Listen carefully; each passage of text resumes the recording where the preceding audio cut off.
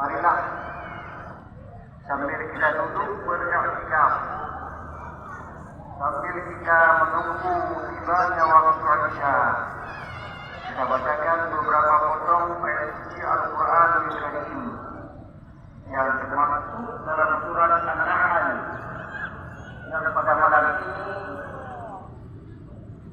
telah sampai pada ayat 118. An-Nahl 118 yang berbunyi, A'udzu billahi minasyaitonir rajim. Wa 'alal ladzina hadu harramna ma qasasna 'alaika min qabl wa ma zalamnahum walakin kanu anfusahum yadhlimun. Pada orang Yahudi kami haramkan apa yang telah kami jelaskan sebelumnya.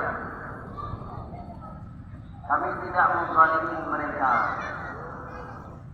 tetapi mereka yang menzalimi mereka. Itu firman Allah. Kira-kira demikian terjemahannya. Maka berbahagia. Di ayat sebelumnya Allah menjelaskan, Innama harrama 'alaikumul maitata wad dama wa lahmal khinzir wa ma uhilla li ghairillahi bih. Biasanya Allah mengharamkan kepadamu, atasmu wahai orang Islam,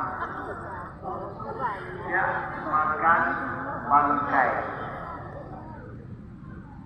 Bangkai haram dimakan.